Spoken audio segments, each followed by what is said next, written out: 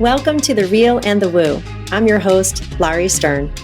Join me as I invite experts and friends to discuss a range of topics, from the factual and practical to the mystical and magical. Consider this your virtual happy hour filled with lively, authentic, and meaningful conversations meant to inform, inspire, and ignite your curiosity. Whether you are very real or super woo, this podcast is just for you.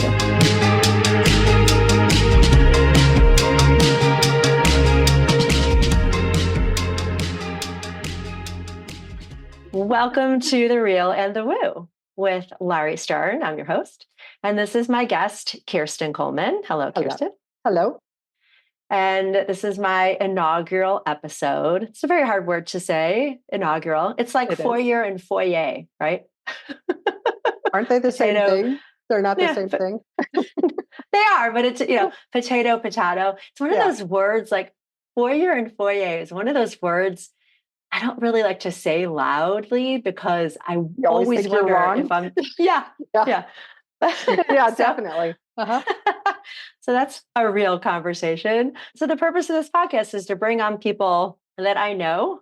And later on, I'll bring on some people that maybe I don't know very well, but I'm grateful to know this amazing human who has inspired this podcast in lots of ways. And you guys will hear that particular way in a little while. But I wanted you, Kirsten, to sort of connect the dots for listeners, why you're here. And in my mind, I was just looking at this quote yesterday because when I thought about having you on the show, I was like, what is that quote? And I think it's Casablanca. And it is. It's like, of all the gin joints in all the world, she walks into mine, right? Right? Yeah. And it was literally like, of all the yoga studios and all of where we live, right, you happen to come into mine. So I kind of want to start there because we think that's where we started. But in fact, we met before that moment. So we can either start where we actually met, which was at the music tent, or you can talk about what brought you to my class in the first place and then how we made that connection, because it was soon after that I found out, I can't even remember the timing of now with Mark. It was in September of 2019. And then Melanie was here. My daughter was here when he passed. So she came for about a month. And it was at that time where Melanie and I both were looking for something to do to get our heads out of our heads and to kind of just move the bodies and stuff. And that's how we came to your studio. And that's when we met you and I met you. And that's how it started. It was like, oh, I know you. You're Mark's girlfriend. And then it was like, oh, I've met you before. I'm like, you have? Yeah. It was very serendipitous and no coincidence. I really don't think it was a coincidence at all. I think it was very intentional that we met when we did. And you and I have talked about that in our work together too. Yeah. So I'll catch the listeners up. So Kirsten's long beloved, who's no longer with us, named Mark, passed away suddenly. And actually, I was in another band at the time, and I'd heard about his passing only a few days after I had actually seen you guys. So I knew Mark well before I knew you. When I first moved into this neighborhood, I was in another band with people down the street, and he was I think bass player for that band. Yep. And then I would see him around town, and he just kept doing his music thing. And then it was that day, Nashwood, right? 28 Mile. Yep. Yep. And so I was in the tent with my friends, and just like I am prone to do, there was a solo artist on the stage singing an Eagles song. And I was like, hell no, you can't sing that alone. Where's your harmony, dude? So being me, I just popped up on the stage, and I'll never forget, you and Mark were like, not so much taken aback, but it was like, okay, who is this girl? And like, we have to mic her up. Like, we need her levels to be okay. Like, I could totally see you're like getting into work mode. Dialing at the levels to make sure that you were okay and that it wasn't going to feed back everywhere. So, So, I'll just steal a mic anywhere. So that's really how we met. And then I was, getting a drink at the bar afterwards, and Mark came up and I said hello. And you and I hadn't even met then. No.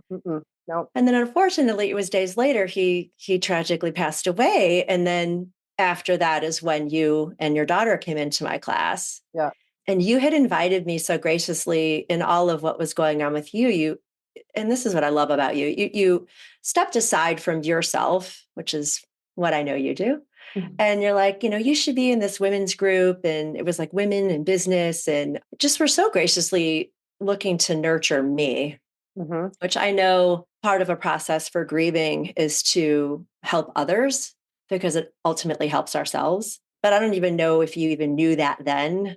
Well, I think I was on overload of helping others at that point. I mean, right after that, COVID happened, right? So I was working, or I still am working for a catering company, and the catering aspect of that all went away. So instead of catering, we decided to switch and do food giveaway and distribution. So we applied for grants, we got all sorts of money, we did all sorts of things in the entire year, 2020 and 2021. We were giving away food daily. So I think it came out to about 5 million pounds of food for 2 years. So that was like part of, it sounds really stupid, but like COVID was actually good for me because it stopped the whole world. Mm-hmm. A lot of times when you're grieving, you think that nobody understands like what you're going through because the world just keeps going. You sit there and you're like, my world is destroyed. You guys just keep going. That's fine, but everybody stopped. And it was like, okay, everybody's kind of in the same ocean, not in the same boat, but in the same ocean. And we all had to kind of figure it out. And it was this overload of giving that really helped me get through it because a lot of times I got to tell you, like the first 2 years, I was mindlessly doing things, right? Just on autopilot, just tell me where I'm going, tell me what I'm doing, tell me where I'm going, tell me what I'm doing. That's fine. Right. I'm all over it. But yeah, and it was kind of like I still had that real feeling of wanting to keep my people close. Mm-hmm. And you became instantly my people. And it was same. It was really just kind of this thing. You just know. I like to say we fell in love. Yeah, we did. We really did. We fell in a hard crush for sure. on a soul to soul level. And, it's just like you said, there was no accident when you walked in. And back to the food, I just want to tell everyone, I was so grateful to be invited to volunteer for that effort when I could. And I brought my kids to that table, literally all the time, packing cartons of eggs and hundreds of bags. And the amount of food that went out from you guys was unbelievable. It was incredible. And then I taught Zumba, right? Yes, I was doing yoga in the kitchen and Zumba on the parking lot. Yeah. And I was like, you're like, can you teach Zumba? I'm like, sure. So, and I did. A whirl.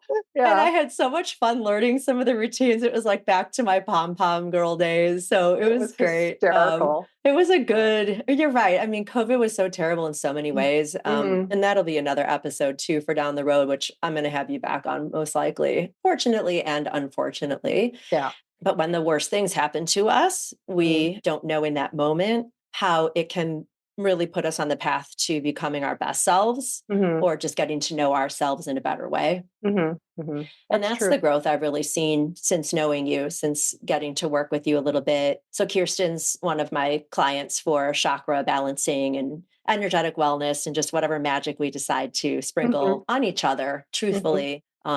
The way I work is not a one-way street by any means. No, otherwise I wouldn't do it.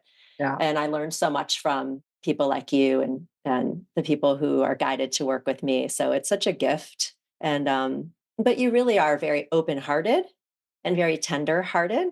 And that comes through in all that you do, even when you're working your ass off in the job that you have and taking care of your aging mother and your kids are far away. Yeah, you really do make family around you. Yeah.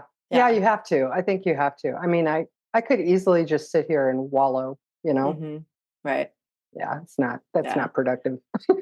No. So if I were to whittle it down, like the real side of you, right? So you work at the catering kitchen, you do the business behind the scenes, stuff like that. And then you've got this whole other part of you still in the music.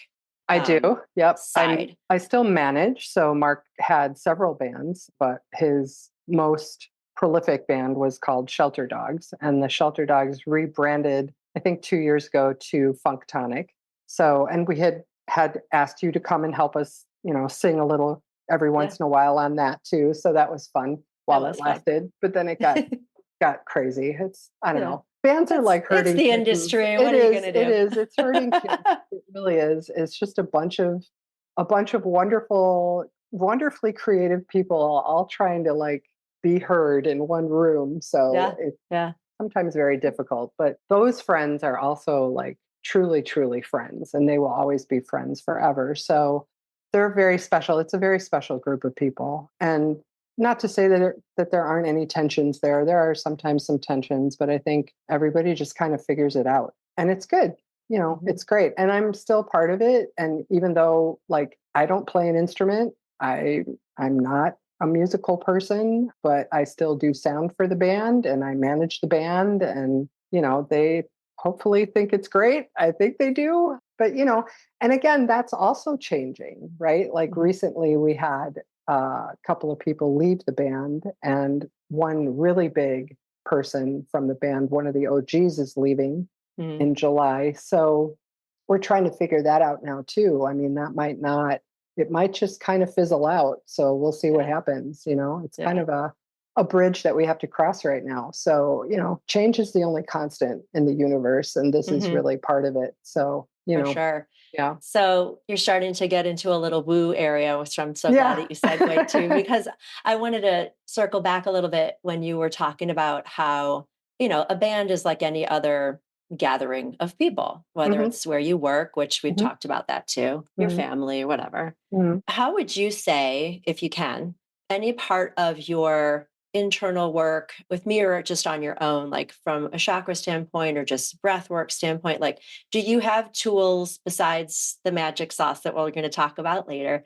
How do you deal with conflict resolution in a way now, perhaps, that you weren't able to a few years ago, let's say? Do you recognize that there's been a change in that way? Oh yeah, huge. I think it's a huge change. I'm 61, right? I've been in business forever for 40 years, and I've had my own business, and I'm like just working for someone again, which is fine. And it's only part time. I like to tell people I'm semi-retired, Yeah. um, instead of part time. But yeah, so there's all sorts of different personalities everywhere you go. And I think my biggest thing was I was always very, very, very impatient with people, and just like, why don't you know that? You need to know that. And then how stupid can you be? Like, I mean, just these knee-jerk reactions all the time was really how I was handling things. And then through some really intense work with you and some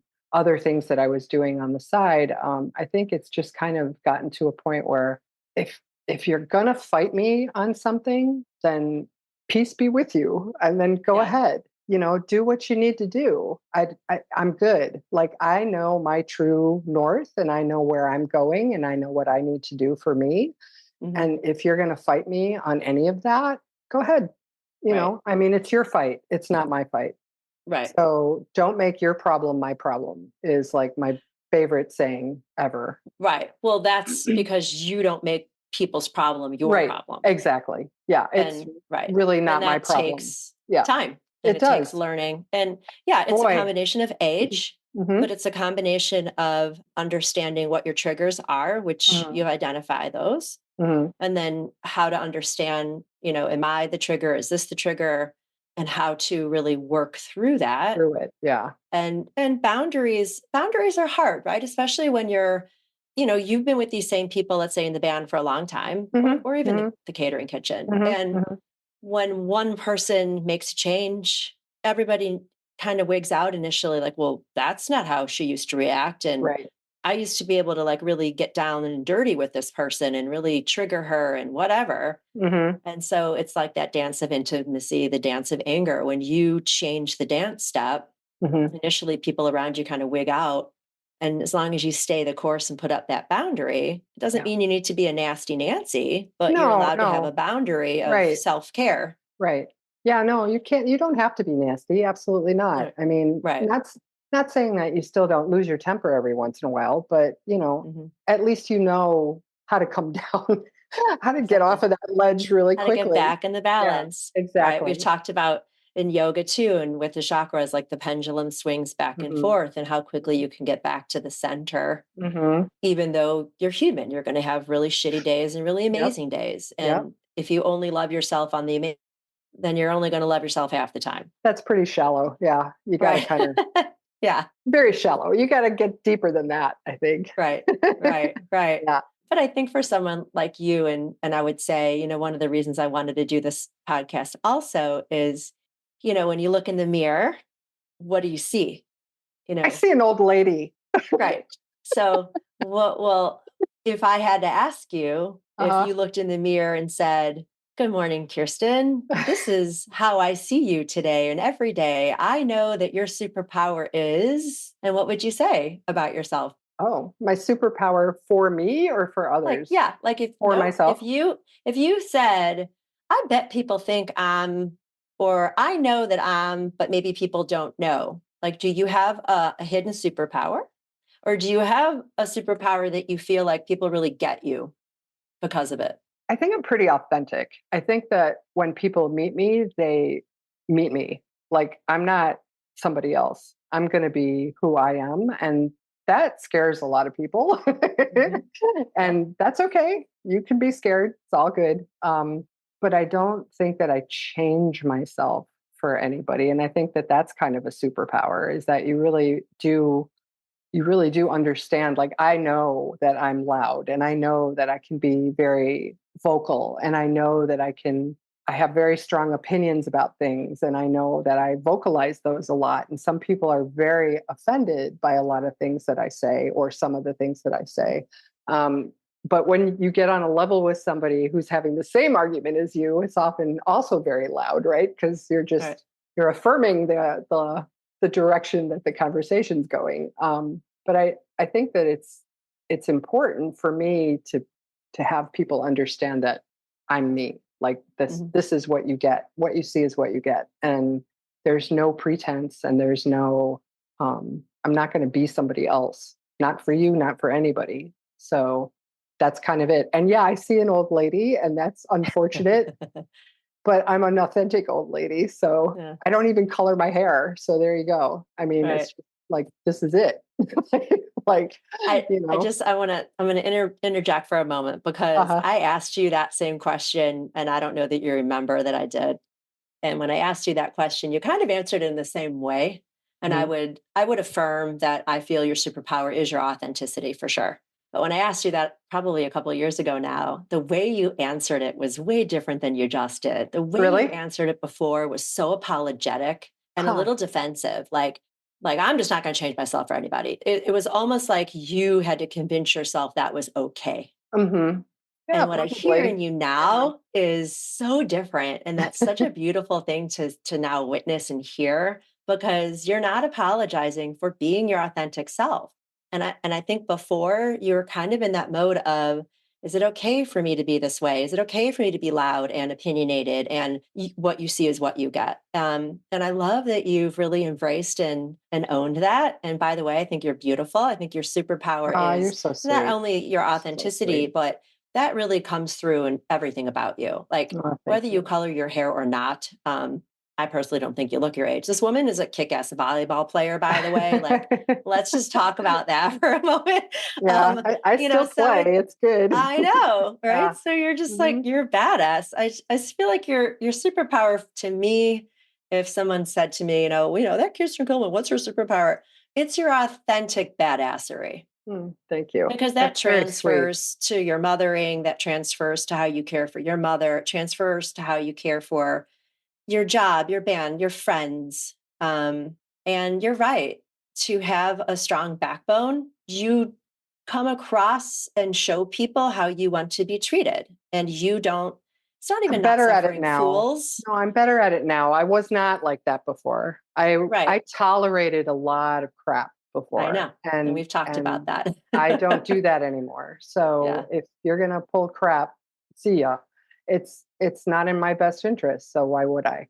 Right. And that's through the work, right? That's through the stuff that we've been doing and that's through the constant it's constant. It's constant work on, oh, wait, that's happening again. Let's not let that happen again. Oh, hang on. I recognize this is a bad pattern. I don't need this pattern right now. So let's just nip this in the bud. So it's kind of a really interesting metamorphosis, but I don't know if I would have been able to do this in my 40s, right? I think that this part of this process happens after the kids are gone, after you've raised your family, after you've all that is over and they're their own adults now and their own people and their own entities. And hopefully, what I feel, they're very great people, and I hope they stay that way. But they are. I've met them. They're great. Yeah. I mean, I've lucked out too. So I got really lucky with both of them. But, at that time when you're so in it and you're in it with the kids and you're in it with the husband or whatever, or the ex-husband or the boyfriends or whatever's happening, you don't have the bandwidth or the foresight to see that there are things that you really need to work on. And I think that once that happens, once you get to the point where you're like, okay, I need to do something, then that's where the work starts. And that's, then you're open to it. Right. And one of the hardest things for me in this industry too is trying to capture the people. I call them the young mommies, let's say, who are in the rat race of the carpooling and the mothering, and they're trying to get to their classes or they work or whatever it is. And they don't even think for one hot second that they deserve to do anything for themselves. Right. Or have no time to do anything for themselves. Right. And I was just having this conversation yesterday when, you have a choice in your life. If you're open to see it, of course, because of what we do, right? Especially if you have kids or jobs or whatever, you're going to be pedaling. You're going to be rowing against the current sometimes. Yeah. But when you notice, like you said, that pattern, and you can stop and say, okay, how is this working for me? First of all. And second of all, I can just coast for a little bit. I can go with the flow. I can let go of the control, the oars, and find a little more joy in the life that we have. And that's a word too that I feel is triggering for a lot of people. Joy, or they don't joy, because they don't feel like they deserve it. They don't feel like it's a worthwhile thing to even notice or enjoy. Is this the secret sauce that you were talking about? This is the secret sauce. Yeah. Okay, so this is segueing really perfectly into it. This is pretty good. Yeah. So yeah, it's kind of magic. But to finish that little string too. And so I'm guided to work with all humans, but I'm especially interested in working with people of all ages, but those parents of any gender in any situation that really don't understand how their self-care and their understanding their internal systems, and my lens is chakras and other things. If you don't know how to drive your own car, you can't manage to drive anybody else's. And, we don't think we come with an instruction manual. Oh, but we do. Right. And if I could tell people, which I plan to, and I'm going to every chance I get, that, when you understand how your wheels turn, then you can drive that car anywhere. It's a big deal. It is. It's a big deal. It is. It's a big deal. So we're going to pause for a moment here and come back in just a second.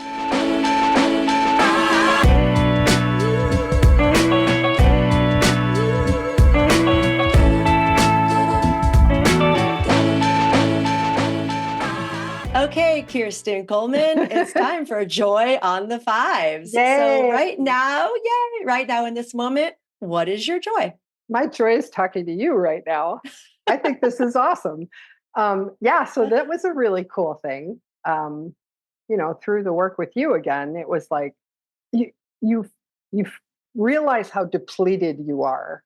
Like when you talk to others and you're, and I do this, I'm very guilty of this. And you start complaining about things and complaining about everyday things and situations and blah, blah, blah. You understand how depleted you've become over the years or the months or whatever. And then talking to you, you had this like genius idea it was just brilliant. It was like, we were talking about photography. We were talking about imagery. I'm huge into imagery and photography. I think photography is not only one of my favorite hobbies, but I enjoy taking pictures. And You're you really came good up at with it. this, thank you. And you came up with this fabulous idea of joy on the fives where, at 5 after the hour, I would stop what I was doing, take a picture of something and find joy in that picture of what I just took. And it was so transformative. That whole thing was just so mind bending for me. It was unbelievable. And at first I was like vehemently stopping at 5 after the hour, always. It was 5 And minutes to, it's 5 two minutes or to five the minutes hour. to or 5 minutes after or whatever. And then I was like, I'm going to do this all the time. Like, I don't want to just do this at 5 till something. So Right. I like took my cell phone and I just went around and took pictures all the time. Like, I think for about 3 months I did this. You did. And it was absolutely the most fabulous thing I've ever done. And it's slowed down a lot now, obviously, but I can't keep that intensity for that long. Right. But Right. every day I still manage to take at least 1 or 2 pictures of something that I stop and I look at it and I'm like, well, that's the coolest thing I've ever seen. And I take that picture and it's like, I don't need to post it. Sometimes I do, sometimes I don't.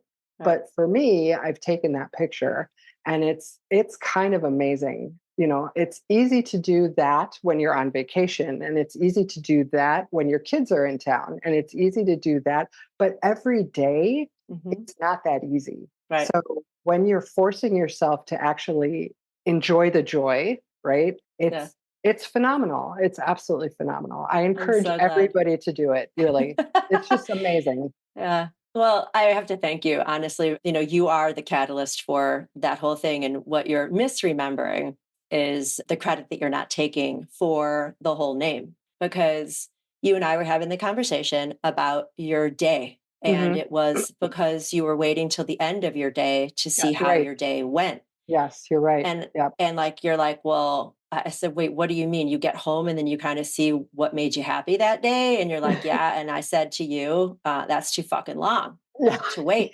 And then I gave you that homework, which was to set your alarm on your phone during your workday at 5 minutes to the hour to stop and pause and see what's bringing you joy. And because you're a photographer, you used that avenue to connect it for yourself. And everybody who might want to try this is going to find their own way. I always like to say, just imagine the world when, if at 5 minutes to the hour, when we get the news, weather, and traffic, we include joy globally.